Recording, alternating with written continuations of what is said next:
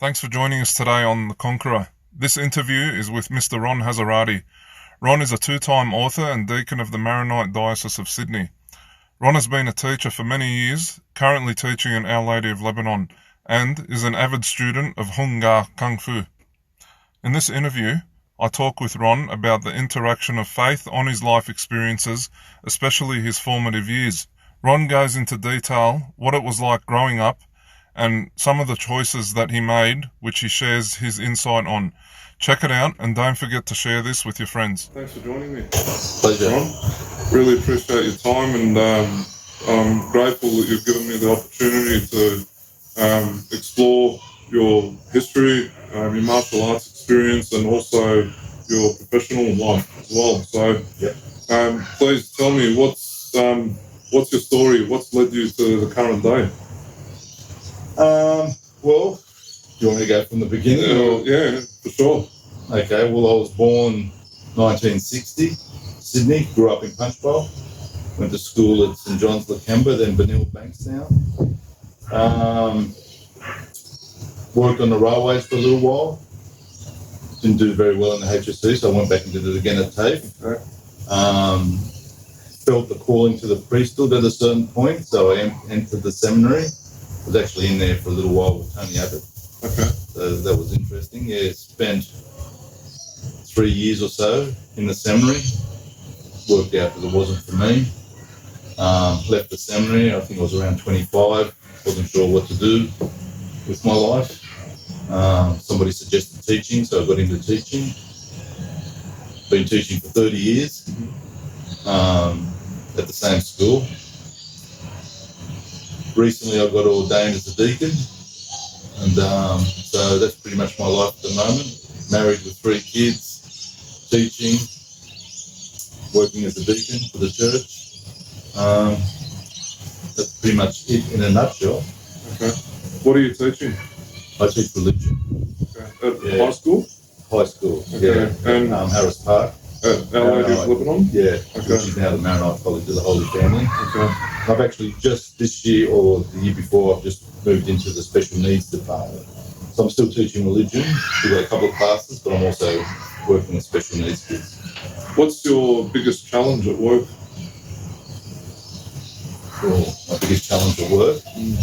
Well, in teaching religion, I guess it's always trying to communicate the message to kids in a way that they will find appealing, that they will understand, and hopefully, that you can influence them. But that's the challenge. I mean, I guess with a lot of young kids, they're not really asking the questions. They reckon the best way to teach, or the best person to teach, is somebody who's asking questions. For a lot of young kids at that age, they're not really asking, the big questions about their faith, about life. Do you feel that you've got a heavy responsibility in your role to propagate the message? To the students, to my students, I do. If you really sit down and think about it, it's a big responsibility. I also feel it as a deacon as well. I see my diaconate as sort of an extension of the teaching. How so? Well, it's teaching religion, I guess. I mean, in the Maronite Church, the main role of the deacon is to preach in a lot of ways. Because, in the Latin Rite Church, they can baptise, they can do marriages, they can do funerals. We don't do that in the Maronite Church here. But what we do is I can read the gospel and I can preach. So I see that as an important part of my vocation. So does that mean, for example, if you wanted to run a Bible study session, you could do that? Yeah. Okay. And if you were to do that, do you feel that it gives you an element of creativity in expressing the message, or? Yeah. I've got a youth group at St Maroon's youth group at Redfern. We meet every second Wednesday, where we meet for a bit of prayer, and then I'll give a bit of a talk. And then we have a meeting, to get together, things like that. So, gives me the opportunity to do that. I got ordained to the diaconate recently, 2nd of November. I was a sub-deacon before that for about 2 years, a bit more. Can you describe the calling that you had? To the diaconate? Yeah. Okay. Well, I've been teaching. I reached a point in my life where I'd been teaching for, around 25 years, and I hit a wall. I just wasn't enjoying it anymore. Wasn't getting a lot from it anymore. I'd also, at that stage, experienced a few sicknesses. Okay. I had problems with my prostate. When they used to do the examination for the prostate, they found a little lump on the kidney. They originally said, "Oh, don't worry about it, it's nothing." And then the next year they said, "Oh, no, it's growing, we better look at it." It turned out to be kidney cancer.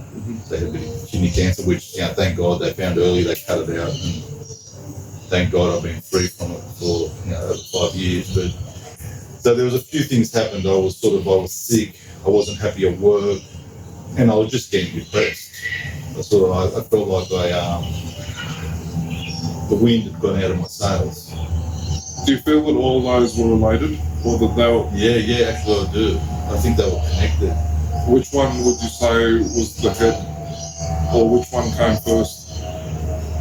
I think that because I was in my personal life, I'd lost meaning, I'd lost purpose, I'd lost direction.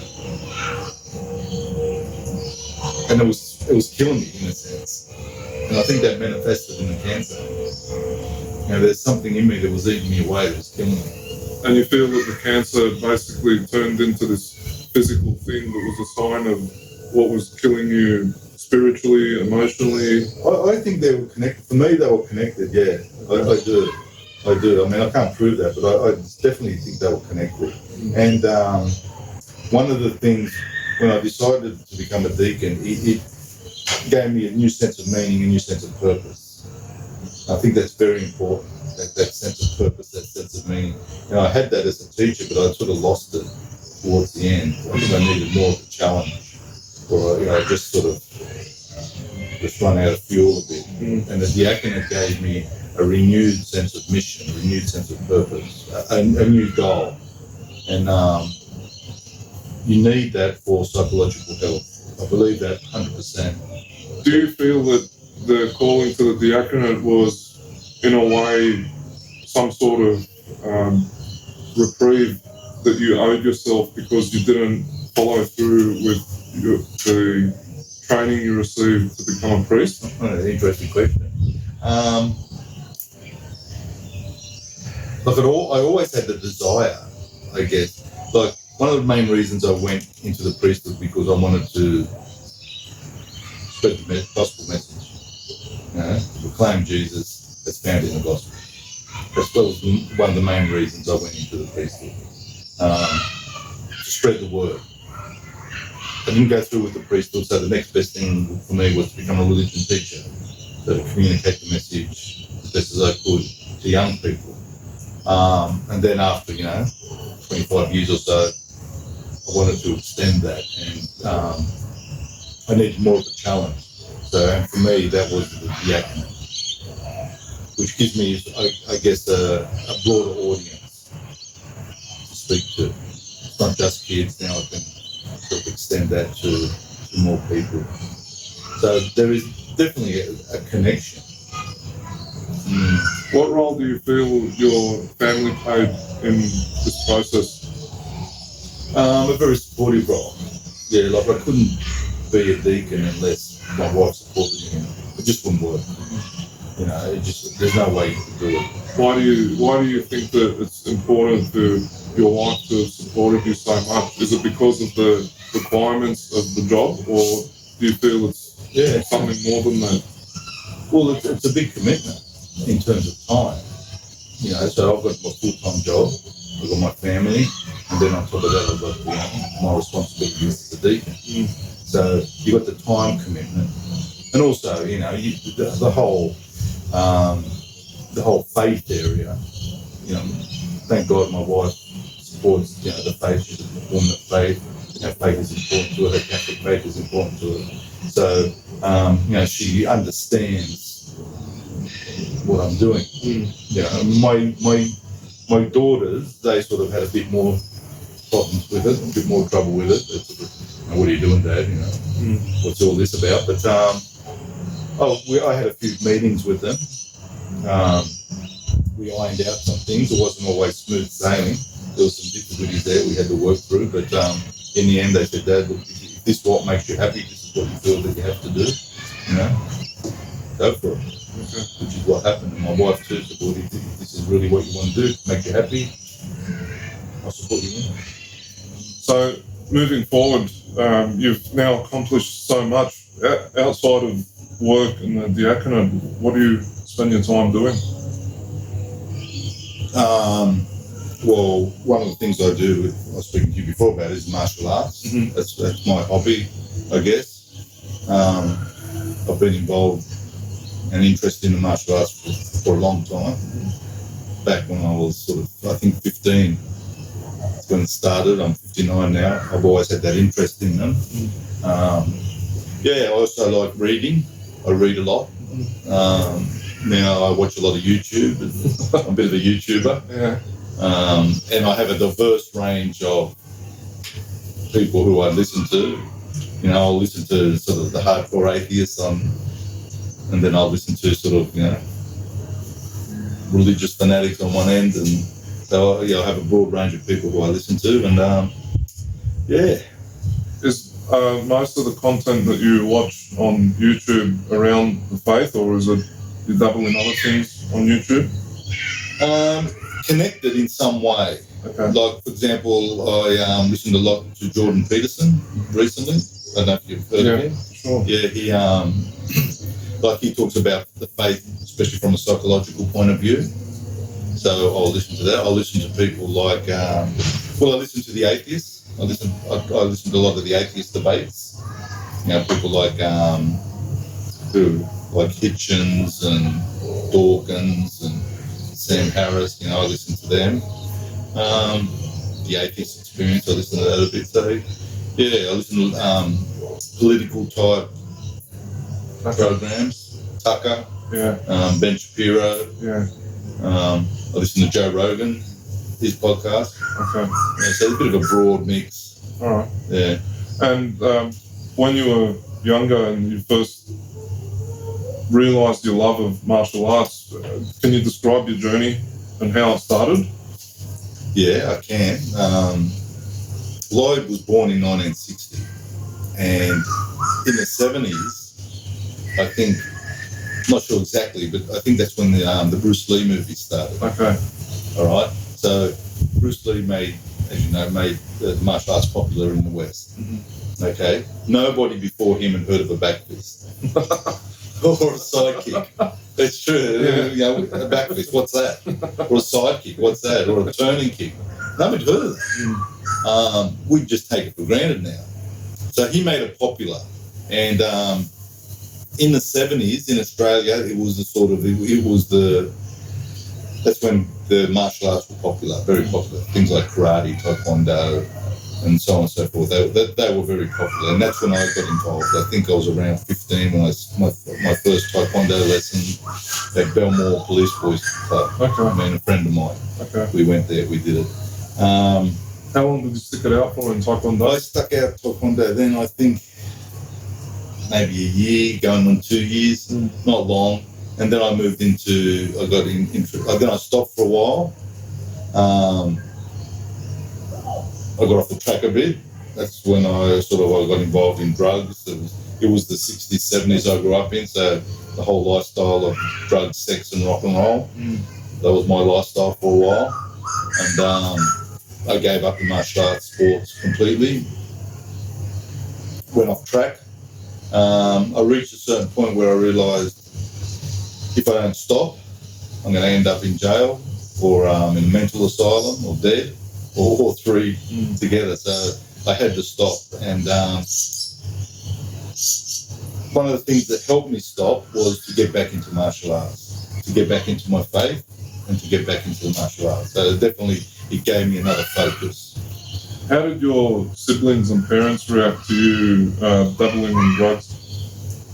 Oh, well, my parents, Well, my dad never really knew. Okay. I sort of kept that secret to him because he would have killed me. He would have taken me in the garage and beat the hell out of me. Yeah. Mum sort of suspected.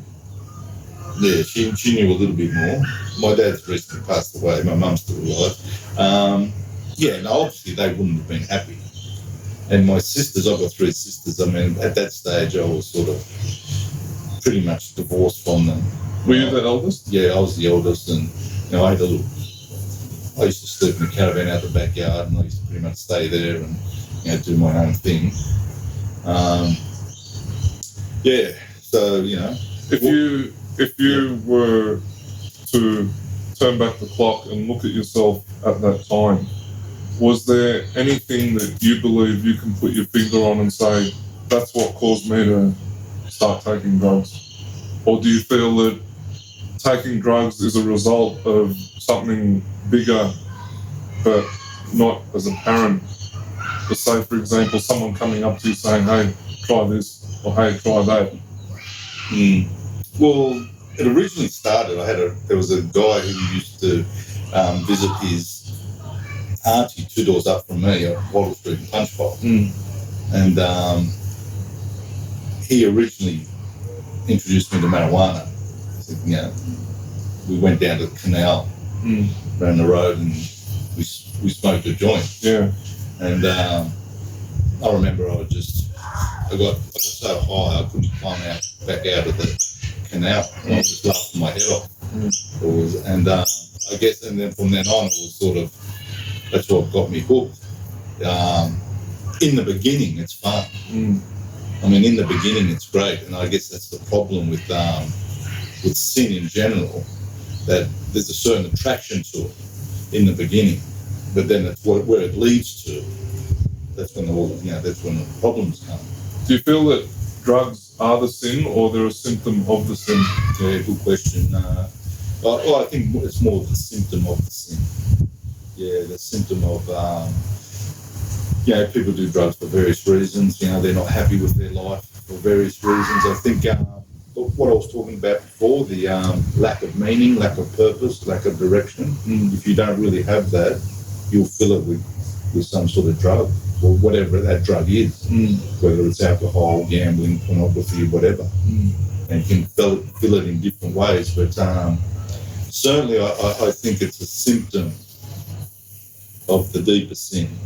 I mean, to take drugs is a sin, obviously, but I think we take drugs, or people take drugs more, they're unhappy within.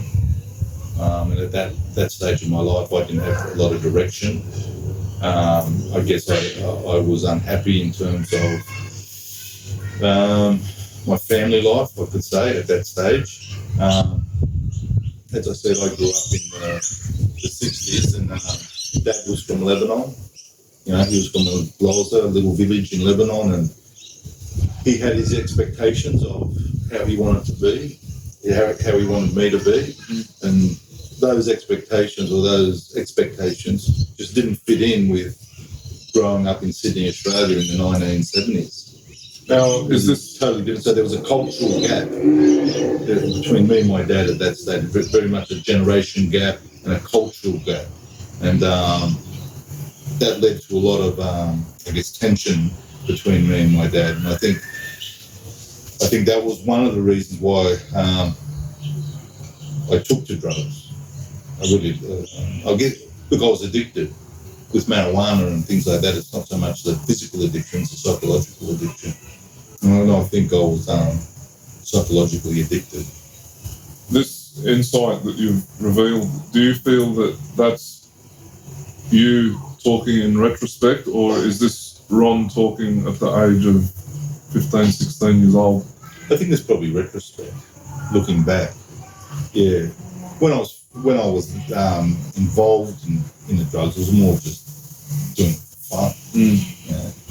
Doing kicks. It was exciting. Going out, I remember, going out when I was young, having my first cigarette. It was exciting. You go behind wherever and have a smoke, and behind your parents' back, and as I said, there's that initial attraction. Somebody once said the other day, I was listening to a YouTube thing, and he was saying that nobody ever told him. He grew up in a strict religious school, religious background. He was very religious, very faith. He said nobody ever told me sin was fun. And there's a certain truth in it. It begins as attractive, but it's where it leads. It never stays fun. It always ends in a pretty dark place. And for me, as I said, I would have ended up in a mental asylum, jail, or dead. Sometimes I think sin's a bit like a chocolate flavoured cockroach. I mean, it tastes good in the beginning, but once you bite into it, once you get right into it, it's not very nice. It's yucky. But, yeah. I love the opinion that if you feel the temptation to sin, it's a result of, or not only the result of, but could be a result of an idle mind. And no doubt you've heard the saying, an idle mind is the root of all evil. Do you feel that your recovery from the drug abuse that you experienced was attributed to something that you filled your time with, like the martial arts? Or do you feel that martial arts did more for you than just fill your time? Well, certainly the martial arts gave me something, gave me a direction, gave me a purpose. It was something I loved. It was something I wanted to put my time and energy into. So there's no doubt about it. It gave me some sort of goal to work on. And I think that's so important. You need that. You've got to replace your drug with something else. You can't just tell people to give up alcohol or give up drugs or whatever. You've got to give them something to replace it with. For me, I mean, as I said, I got back into my faith. I got back into the martial arts. I set myself some goals. I remember reading some books on self-development back then. And I look back at now, some of the books were a bit silly, but they helped me back then. At that stage of my life, they were very helpful. And they said, if you want to be successful, you've got to set yourself goals. And often one of those goals would be, to have some sort of faith commitment. That would always be one of the steps, to have faith. And one of my goals was to get a black belt in whatever martial art I was doing. Why do you think that faith is important in say, motivation or goal setting? What do I think it's important for? Well, in the end, your faith is everything. And faith gives us a very clear goal. Union with God. That's our ultimate goal. Union with God in this life, and then ultimately, eternal life, heaven. So faith gives us a definite goal. I mean, Jesus says, "Follow me." So he gives us a path. Do you feel that goals of any kind, if they're righteous, are of the result of divine intervention? Yeah, I think if you've got a good goal, it's, I'm sure it's sort of, God will be pleased with that. I guess as long as we're doing God's will, or trying to do God's will, doing our best to do God's will. I mean, if you're married, your goal obviously is to be a good husband, be a good father, be a good mother, whatever. That's part of your goal. That's part of your vocation. If you're, whatever your job is, to be good at your job. Whatever, as long as you're doing a good job, a legal job, whatever it is, that's important. That's part of your mission in life. If you're a plumber, be a good plumber. God wants you to be a good plumber. Do a good job, be honest, don't try to rip people off. I think that's all very important. It's all connected to our faith, I guess. Does that answer your question? Yeah, it does actually. So, you've done some Taekwondo. Yeah. What happened after Taekwondo? As I said, I'm a bit of a jack of all trades, master of none. All right. I've dabbled a lot. I did Taekwondo for a little while, then I got into karate, Goshinru karate. Rick Bradford. Okay. You've heard of him? Yeah. Yeah. These guys were all big in the 70s. Did that for a couple of years. I think I got to a brown belt, and then I stopped because that's when I went into the seminary. So I stopped my martial arts training while I was in the seminary studying for the priesthood. Then I left. When I left the seminary and started teaching, went to teachers college, and then after a while I got back into, I did Hapkido at Bankstown for a little while, and then Any boxing? I did a little bit with Warren Johnson? Yeah. Okay. So I used to go to his gym, and I did a bit of boxing, kickboxing there for a while. Okay. All right, and then for quite a large gap, I got into the internal martial arts, Tai Chi and Parkour. You heard of Earl Montague? Yes, I have. Yeah? Yeah. Well, he died a few years ago, but I was involved with his school. I did that for quite a while. I've become very interested in internal martial arts. And then stopped that, and my most recent is I just go down the road. I do Hungar Kung Fu with Sifu Joseph Haywad, who he's got a little school in his garage just down the road, 5-minute walk down here. I go down there and I do a bit of training with him 2 days a week. I try to do, and yeah, he's very good, very, very interesting. His whole approach is very interesting. What do you feel sets him apart from, say, the next school down the road? Well, a few things. One thing would be he really combines mind, body, spirit. Like, he's a committed Christian, very, has strong faith. So he combines bodily development with mental development. Like, he'll get us to repeat phrases. Like, I do Kung Fu to be happy, healthy, smart, and strong, and to defend myself. So he gets us to repeat those positive phrases. So he's working on the mental attitude. And as I said, he's also, he's quite a spiritual person. So he brings that into his teaching. When he's teaching, he'll talk about God. How do you feel that Christianity, especially Catholicism, interacts with especially Eastern martial arts? For example, the Chinese systems. Do you feel that there's a direct conflict, or do you feel that somewhere there is some sort of a union between the two? I don't feel there's a conflict. I feel there's an overlap. There's definitely an overlap. How so? Well, I know some Christians, especially the evangelical types, will say anything to do with Buddhism or Islam, it's evil, it's from the devil. Don't have anything to do with it. Don't sit in the lotus position because it's evil, it's not Christian. Or don't do martial arts because it's Eastern, it's whatever. That's not the Catholic approach at all. If you read the Vatican documents on non-Christian religions, they will say that there is an element of truth, goodness, and beauty in all religions. Okay? And if something, Thomas Aquinas said, if it's true, it's from the Holy Spirit. Whether a Buddhist says it or whatever, if it's true, it's from God. And so I think there's an element of truth and goodness in all religions. And we can take that and easily Christianize it. I mean, if you have a look at our Bible, first half is the Old Testament, it's the Jewish religion. But, we've moved on. And Christianity, when it first grew up in the first couple of 100 years, integrated Greek philosophy into its theology, the philosophy of Plato and Aristotle. Okay, so we didn't say, it's pagan, it's evil. We said, no, they've actually got some good stuff there. There's some true stuff there. Let's take the good and true stuff and integrate it into our Christian way of thinking.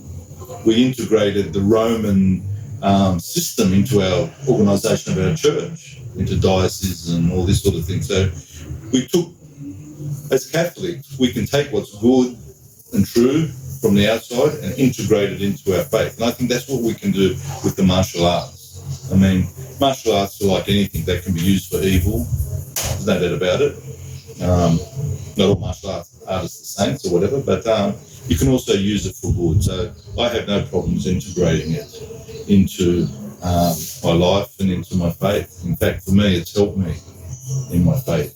So would you say then that the training you've received under your instructor has improved your faith, or your faith has improved your training? Well, firstly, it's improved my faith, especially under my instructor, Joseph, because, as I said, he's very positive. He's very uplifting. you talk to him, he'll make you feel good. If you like, for example, I've gone to him with some questions, and he'll encourage me. He'll say, "No, do it. You can do it." Martial arts related questions, or No, it's life questions. Okay. I mean, this is one of the good things I like about him is that he's not just teaching you how to punch. He's like a guide. He's a friend. He's a father. He's a father type figure. He helps you in all areas of life. Which I think is the traditional sifu or the traditional sensei or master. He wouldn't just teach you how to punch. He'd teach you about life. It's like the Karate Kid, where Mr Miyagi, he wasn't just teaching him how to punch. He was teaching him about life. I think that's what attracted me to the martial arts, is that they always had that philosophical side to them. It wasn't just about how to punch and kick. It was like, if you read a lot of the old masters of karate or whatever, they will say the martial arts is to develop your character. It's not just about developing your body, developing your mind, and ultimately your spirit. I mean, they started off in the Shaolin Temple. So there was always that connection between Buddhism, martial arts, and then karate and so on and so forth. There's always that philosophical connection. no doubt you would have experienced in your time some teachers or some schools that weren't as good as your current teacher.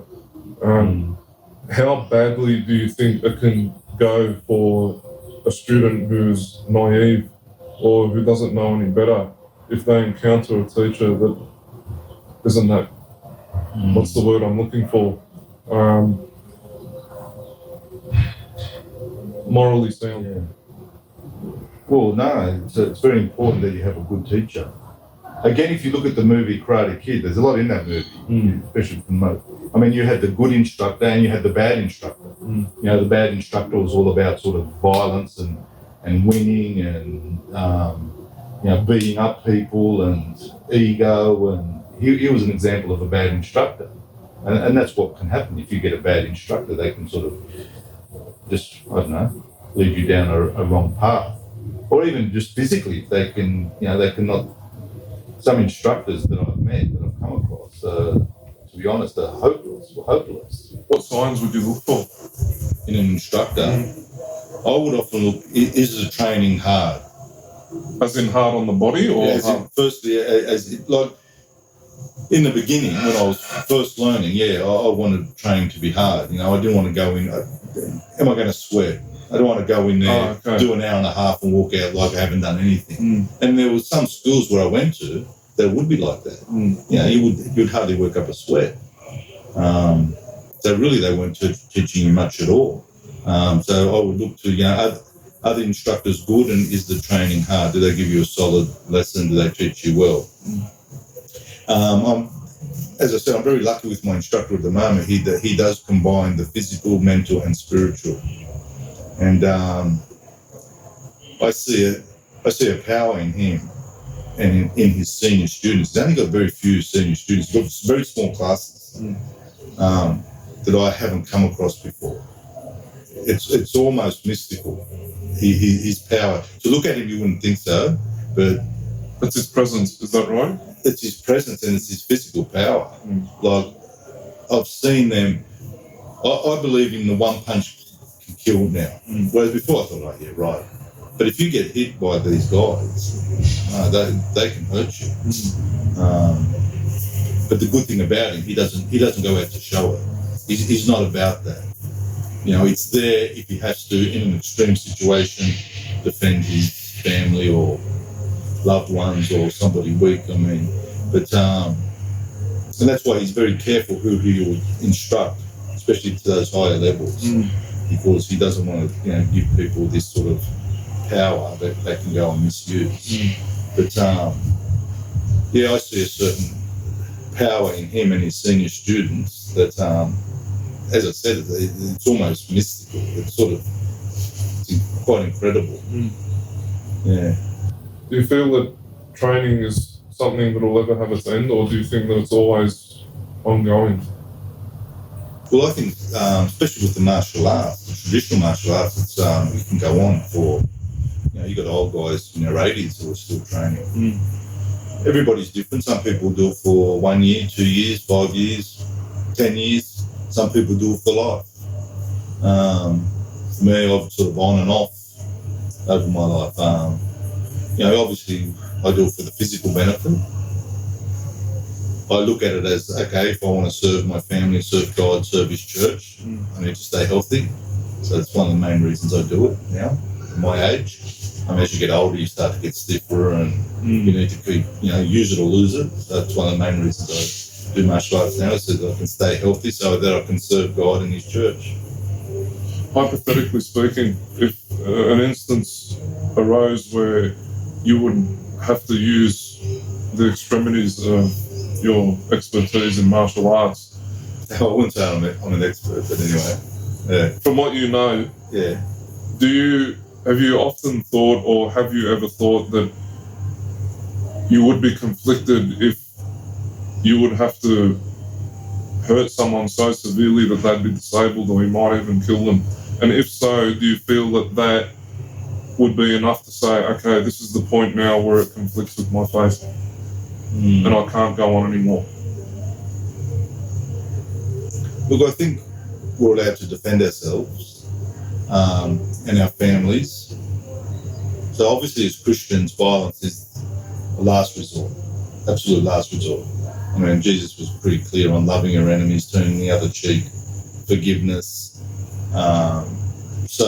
That's obviously what we aim for. But I think in certain circumstances, if your family's being attacked or threatened, we are allowed, in some instances, to use violence.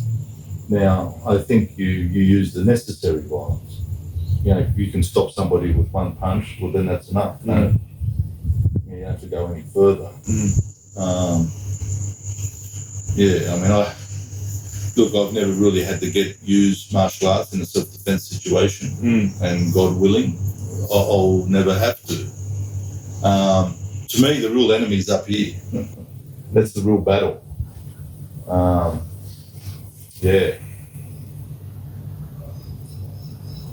Okay.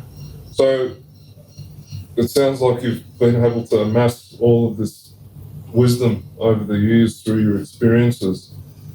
Has it come out in any way where you've shown that the result of all my experiences leads me to here to this day, and because of that I can be a better deacon, I can be a better father, I can be a better friend, husband?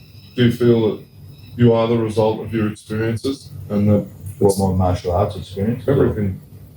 Well, we're the fruit of our whole life. The good and the bad, 100%.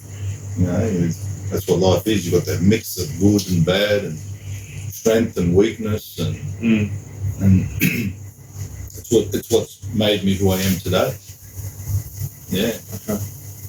Now, I know that you've written some books. Yeah. Can you elaborate a little bit more about what led you to write? The main thing that led me to write is, as I said before, I want to communicate the message of Jesus, who Jesus is, because I think Jesus is a very attractive character. The Jesus of the Gospels is a very attractive character. And if people understand who he is, they'll love him. Do you think that the historical Jesus and the Jesus of the Gospel are two different people? That's a big question. Oh, wow. Wasn't expecting that one. Look, when I was studying theology, I would do some Christology courses, which deals with that question exactly. Is there a difference between the Jesus who walked around in Palestine and the Jesus that you read about in the Gospels? And boy, that was a big question. Like, I remember doing some Christology courses and almost losing my faith, because there'd be some theologians who would say they're totally different. On one end, I would say the Jesus of history and the Jesus of Gospels are two totally different characters. And so I'd read these people and I think, my God, what can I believe in the Gospels then? Is it all just made up? But then the more I studied, the more I researched into it, the more I looked into it, because I used to be pretty interested in that question, was that, no, there is certainly an overlap. Like if you read the writings of Benedict, Pope Benedict.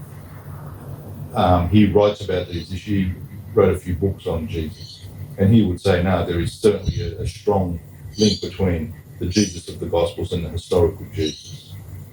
I mean, and each Gospel is different too. I mean, it's a really big question to get into. But, I mean, the Gospels are historical. Does that mean that everything in them happened in a historical way? Perhaps not. Maybe they were trying to make a theological point. The bottom line is we don't know. There were no cameras back then. You know, there wasn't somebody following Jesus around with a tape recorder and a movie camera so that we could know exactly what he said and did. You know, the Gospels were written many decades after Jesus. So they've been put together by people over many years, you know, getting together oral tradition and so on and so forth. I mean, look at a movie, for example, like Mel Gibson's Passion of Christ. I mean, did everything in that movie happen historically? Or did he add some things to get across a certain point? Some things written in the Gospels can be taken that way as well. But I think the message behind them is the important thing. Let me just give you a quick example. The washing of the feet. Now, that's not in Mark, Matthew, or Luke. We only find that in John's Gospel. So some theologians, some scholars go, well, did it really happen historically? Or was John trying to give us a theological meaning of the Eucharist? What's happening in the Eucharist? Because in John's Gospel at the Eucharist, Jesus washes the feet.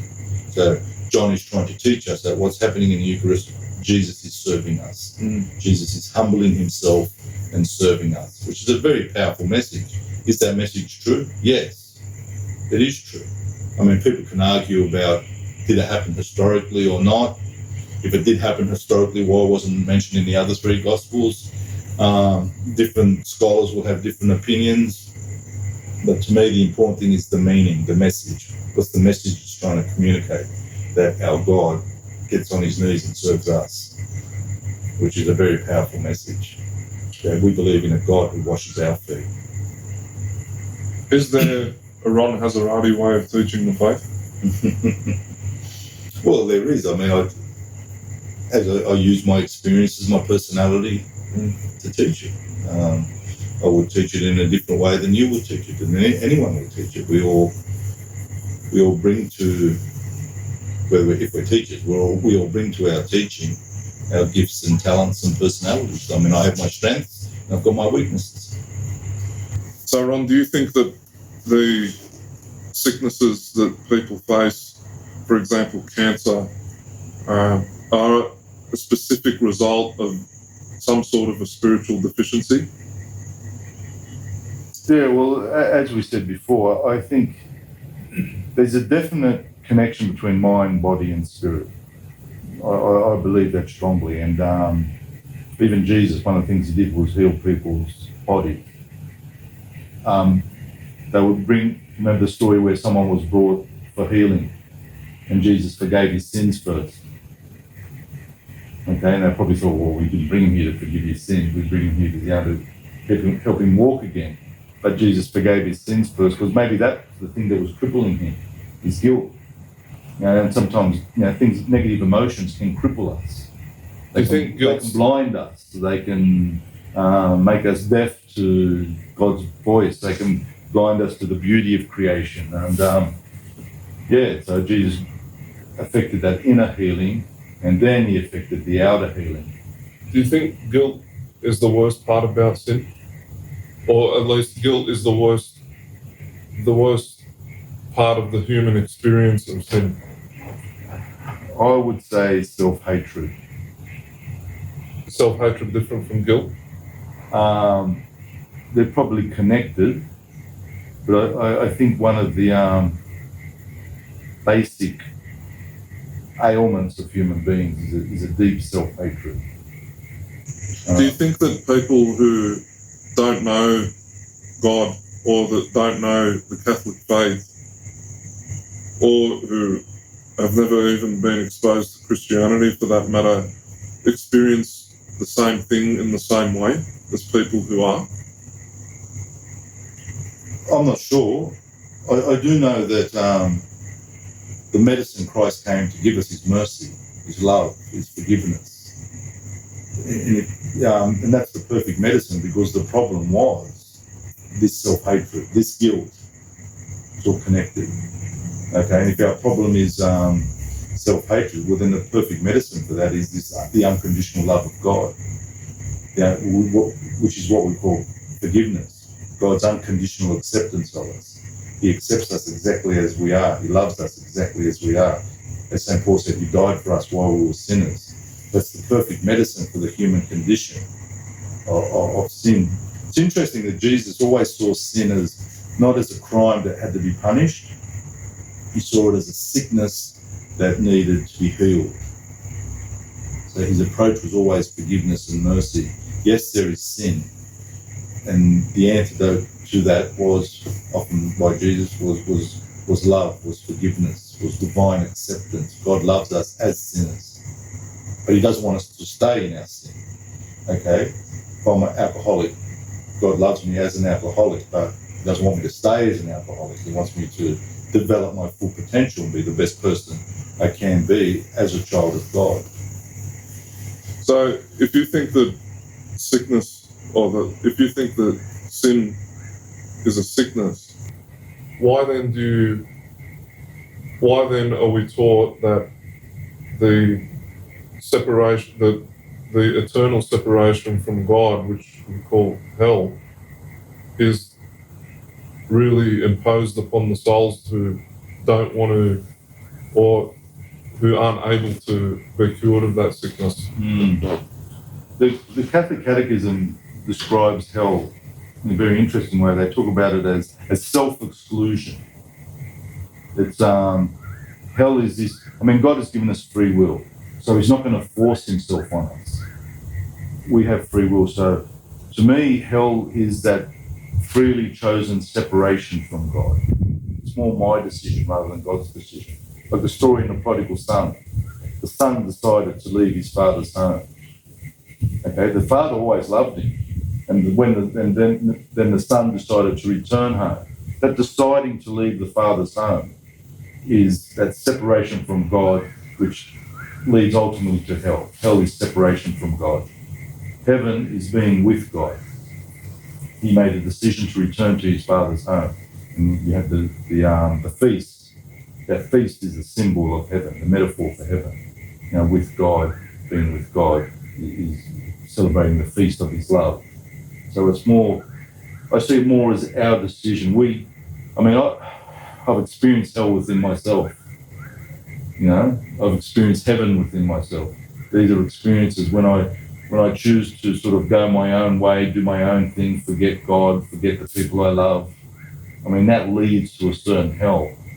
When I was involved with drugs and all that was sort of leading me to hell. My life became a living hell. And I think a lot of people, especially addicts, their life is a living hell. You watch some documentaries on heroin addicts. You want to see what hell is, you look at them. And then the opposite is true. A lot of the saints said heaven begins now. Why? Because I'm with God. Heaven is being with God. And that begins now and then continues on for eternity. One of the things I wanted to say before about addiction is St. Augustine says we're created for God. And our hearts are restless until they rest in Thee.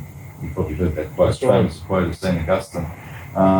So we all have a hole in our heart that only God can fill. Now, if you haven't got God to fill it, you're going to try to fill it with something else. With money, with drugs, alcohol, sex, power, whatever. Shopping, whatever. We try to fill it with something else. Now, the problem is that something else is never going to satisfy us. Never. Nothing created can fill that hole in our heart. Even family, even another person. People think, when I fall madly in love, that'll fill that hole. No, it won't. Nothing can fill that hole. And that's why we are so open to addiction. Because we think, okay, money will fill it. So I'll make $1 million. Oh no, I need another million. I need another million. Nothing is going to fill that hole in the heart because that hole is eternal and only God can fill it. So I think then it's fair to say that money isn't the root of all evil. but money is the root of many kinds of evil.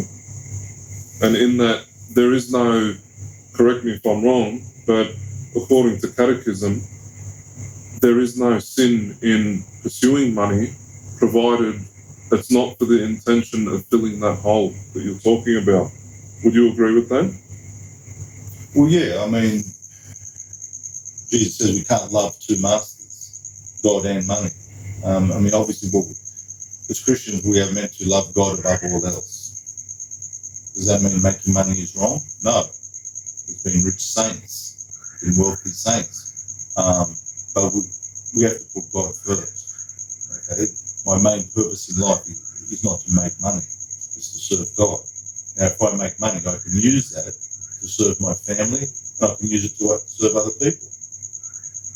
As long as it's always the question of, is God, what is first in your life? Who is first? I mean, some people can put martial arts first above all else. That would be wrong too. Your God is what you put most value on in your life.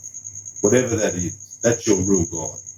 And you might go to church every Sunday, but if your main purpose in life is to make money, well then money is your God. Okay, if your main purpose in life is to sort of seek pleasure, well then pleasure is your God, whatever. Your God is whatever is the most important thing in your life. And I guess, none of us are perfect. We're always trying to make that perfect commitment of love to Jesus. And I guess that's one of the reasons the church teaches about purgatory, because it says, it's an ongoing journey. A lot of us, when we finish our life on earth, haven't made that 100% commitment. And we always have these other loves. I love you, Jesus, yes, but I love this too. And so the spiritual life is a continual journey. And one of the things that the martial arts can help in that journey is that the martial arts can teach you values, can teach you virtues that will help in that spiritual journey. They can teach you things like discipline, patience, perseverance, courage, respect. Traditional martial arts teach you all these things. Now, these virtues can then help you in your spiritual life, in your following of Jesus, because we all need these virtues to be good followers of Christ. So, Ron, I've got some questions to ask in closing.